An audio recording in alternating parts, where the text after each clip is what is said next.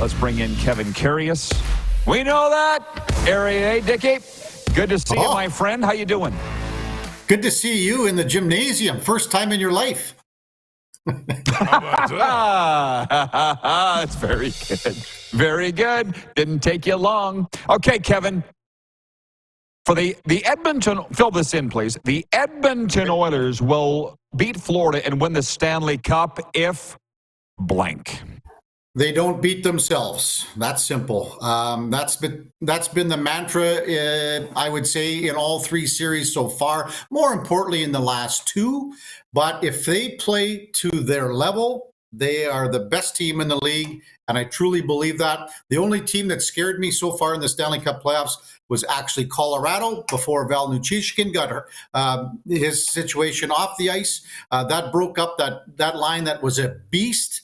But right now, there isn't a team that scares me more than the Edmonton Oilers, and I'm not just saying that because I'm in Edmonton and cover the team, but that's what I truly believe. Well, number one, did you see Paul Maurice's comment that if they had a 40,000 rink seat in Edmonton, 40,000 seat rink in Edmonton, they'd fill it? Great for business, eh? For Sports 1440, yeah. I bet.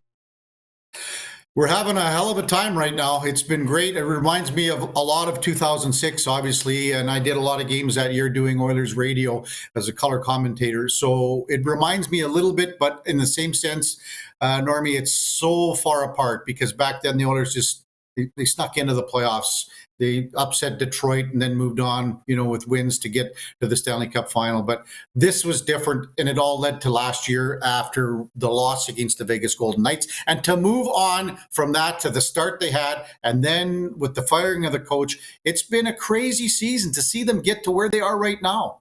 And here they are, 4 wins away from a Stanley Cup championship. You've been around and inside that organization as much or more than anybody. So I got to ask you this. I hope you know the answer. You might not.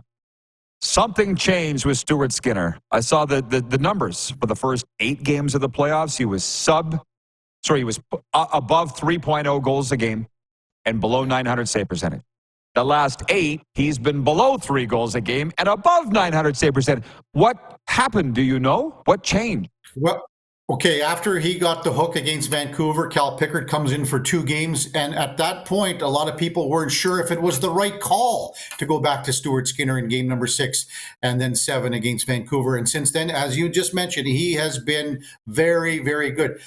I think Stuart Skinner, and I've been lucky enough to have him to my golf tournament, my charity golf tournament. He is a mentally strong guy. His character is second to none. I've been following the guy since they were on the Bantam teams here in Edmonton. They had the Southside Athletic Club, and they had a hell of a team with Tyler Benson. And then on the other side of the fence was in Sherwood Park with Sam Steele. Those guys butted heads for a long time. But you've seen him being mentally strong, and that's the toughness that you have to have at this level. I think that would be the number one factor why he has been able to rebound. Well, it's a great answer. I mean, that was the exact point where he got lifted, but I'm like, did they bring in Tony Robbins? Or like, who's the goalie coach? Is it Dustin Schwartz? Like, did he talk to somebody? Did he do it on his own? What? Something happened beyond him just being pulled for a couple games. His family is a big thing, comes from 9 kids. I think, support group is massive. And it's not just within the organization. Dustin Schwartz has done a very good job, in my opinion. He was getting lambasted at the start of the year when Campbell and Stu were not playing to their potential. But it's a support group outside. I believe family has a big faith and family for him, big. So I would put that into the category as well, into that translation. Great. That was like the number one thing I wanted to ask you today. Now, on the flip side, what really scares you about Florida? They got a hell of a team. I think this is going to be a great series. I was talking about it on the show this morning on 1440, Roddy. Yes, Connor McDavid hasn't seen anyone in the likes of Sasha Barkov going head-to-head in the Stanley Cup playoffs so far. But the Oilers also have that second bullet in the chamber with Leon Draisaitl. And think about what Leon has done in the last couple of games with his line mates. When you take 2 guys that came out of the press box and you put them on line number 2, and Leon is still driving that line. So that's something that the Florida Panthers haven't seen. They haven't seen the best player in the world and then arguably one of the top 3-4 guys in the world back to back. So that's going to be one of the key components in this series for sure. Well, the other one, and I say this 100% with respect, because he's from Imperial Sask and a former Red Deer Rebel, Chris Knobloch. He just looks like a damn funeral director in his black suit and his, his dusty hair. Same visage, as they say, same expression all the time. He can't be that guy behind closed doors. I can't think. Tell us a little more about Chris Knobloch. He is. I'll tell you what. This is the true story, Normie. He gets hired, and everyone's meeting him. The media's meeting him, and they're talking to him. And he goes, "Well, I remember you." And I go, "Well, why would you even remember me? I mean, it's 25 years ago." So he's playing for the Alberta Golden Bears under Rob Daum. And at that point, Rob Daum would send out 2, 3, 4 guys that were very well spoken to the media on more of a consistent, regular basis. Chris Knobloch was one of those guys. So I interviewed him in 98, 99. He was with the Edmonton Ice before that until he graduated out of U of A. Probably interviewed him a dozen times.